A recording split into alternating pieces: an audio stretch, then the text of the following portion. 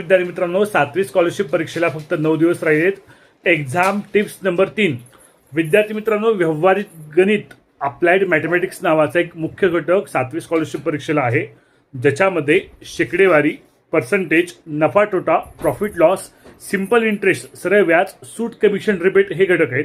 विद्यार्थी मित्रांनो, टिप्स सोपी आहे, काही नाही करायचं.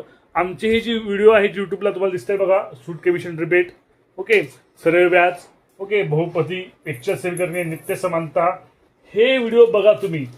सरळ व्याज असेल, सूट कमिशन असेल वगैरे, याच्या बाहेरचा प्रश्न पडणार नाही, हीच मोठी टिप्स आहे.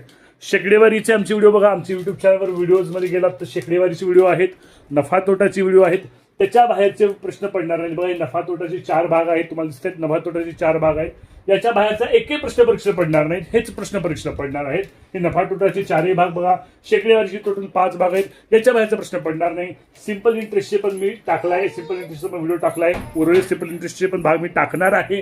हे बघा. अप्लाइड मॅथमॅटिक्स व्यावहारिक गणित बऱ्याच विद्यार्थी अवघड जातो, कारण ती कॅल्क्युलेशन करण्यासाठी खूप वेळ लागतो. विद्यार्थी मित्रांनो, या टॉपिकमध्ये कॅल्क्युलेशन न करता हे टॉपिक ट्रिक्सच्या साहाय्याने सोडवायचे असतात. हे कोणतेही सूत्र न वापरता नफा तोटा कसा सोडवायचा हे तुम्हाला इथं शिकवलेलं आहे. शेकडेवारी कशी सोडवायची हे तुम्हाला शिकवलेलं आहे, कोणत्याही विदाउट फॉर्म्युला सेट. धन्यवाद मित्रांनो. टिप्स आवडली असेल तर लाईक सुद्धा